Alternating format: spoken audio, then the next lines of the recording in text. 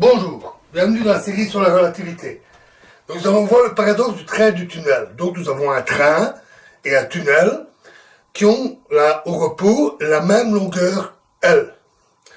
Et le tunnel est équipé de deux portes à ses extrémités.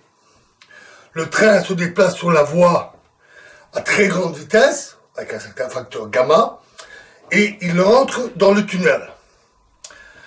Dans le référentiel K du tunnel, on constate une contraction des longueurs. C'est-à-dire que le train est plus petit, et donc, à un moment donné, il est entièrement à l'intérieur du tunnel, et on peut fermer les deux portes pendant qu'il est dans le tunnel. Dans le référentiel du train, qu'on peut appeler K', dans le référentiel du train, on a aussi une contraction des longueurs. Donc pour le train, le tunnel paraît plus court que le train. Et donc, le train n'arrive jamais à être entièrement dans le tunnel, et par conséquent, il devient impossible de fermer les portes. Voilà un paradoxe. Puisque on obtient deux conclusions contradictoires. Alors, la solution, elle est due au fait que le deuxième raisonnement n'est pas tout à fait comparable au premier. Parce qu'en fait, dans le premier cas, on parle de fermer les deux portes simultanément au moment où le train est à l'intérieur du tunnel. Mais on le sait, la simultanéité est relative. Donc, l'ordre des fermetures des portes peut être différent.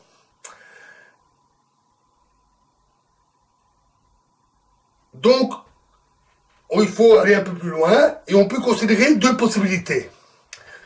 Dans la première configuration, le train, dans le référentiel du train, il pénètre dans le tunnel et quand il est presque au bout, on va dire, la porte avant se ferme. Et il fracasse la porte et continue. Dans le référentiel dans le référentiel du tunnel, le train est enfermé, mais très peu de temps. Il fracasse la porte et sort. Dans le référentiel du train, la porte avant se ferme en premier, parce que ce n'est pas simultané. Il fracasse la porte, la queue du train passe la porte arrière, et c'est seulement à ce moment-là qu'elle se ferme. Cette inversion de séquence,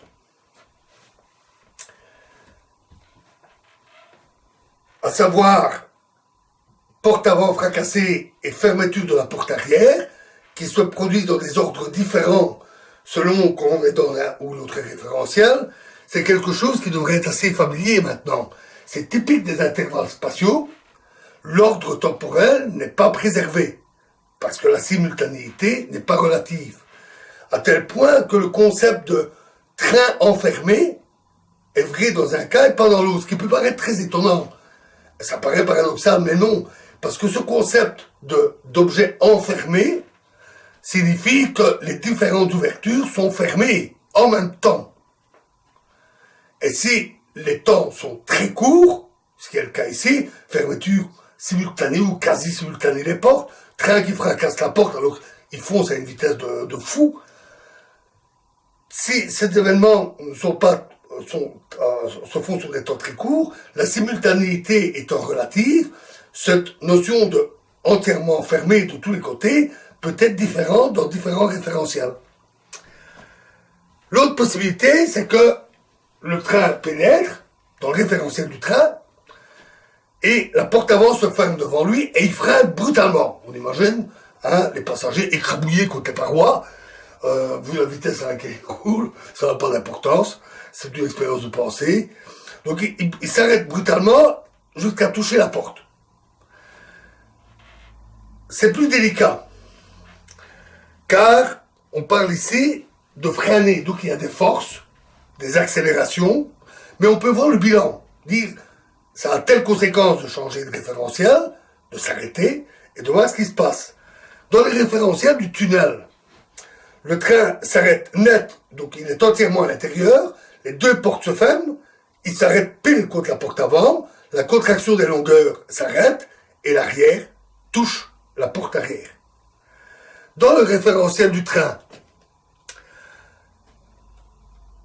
il s'arrête touche la porte avant, comme il s'arrête, la contraction des longueurs s'arrête, l'arrière passe la porte arrière, et qui se ferme tout juste derrière lui. Et donc il n'y a plus de paradoxe. Ou bien le train fracasse la porte avant et passe tout simplement avec la porte arrière qui se ferme, ou il se fait enfermer totalement en s'arrêtant. Dans tous les cas. Donc il n'y a pas de paradoxe, mais un jeu compliqué de différents événements, de contraction des longueurs et de simultanéité relative. Pour se convaincre de l'explication que j'ai donnée, on peut faire une analyse plus approfondie avec les transformations de Lorentz. Alors voici la méthode pour le faire. Et je vous le laisse comme exercice. Il faut déterminer la liste précise des événements qui se produisent. Des événements importants concernant l'arrière et l'avant du train, qui ne sont pas au même endroit, il faut en tenir compte. Il y a une certaine longueur, le train. Donc il faut considérer les événements concernant l'avant du train et l'arrière du train. Et les événements concernant les portes séparément. Une fois fait, on a un ensemble de coordonnées, ici une seule dimension spatiale, donc c'est pas trop lourd. On a une dimension spatiale et un instant pour chaque événement. Et en utilisant les informations du problème, ce qui se passe, la longueur de train, sa vitesse, etc., on peut déjà déterminer un certain nombre de coordonnées. Un exercice que nous avions déjà fait dans une situation plus simple. On détermine le maximum de coordonnées que l'on peut des différents événements. Puis, dans le référentiel K ou dans le référentiel K'. Puis, on applique la transformation de Lorentz de façon à calculer les coordonnées restantes, celles qui restent inconnues. Une fois fait, si on n'a pas commis d'erreur, si on n'a pas oublié de prendre une donnée en compte, etc., on a alors l'ensemble des coordonnées de chacun des événements. Et donc, dans chaque repère, chaque référentiel. Et on peut alors conclure sur la séquence des événements qui se passent, interpréter le résultat. Donc ça, je vous laisse faire en détail si vous le souhaitez. Voilà pour les paradoxes. Nous allons aborder quand même encore un dernier petit point dans la prochaine vidéo, qui est important, parce que c'est une erreur qui est parfois commise, c'est souvent discuté dans des forums, c'est la notion de référentiel attaché à la lumière. Je vous remercie.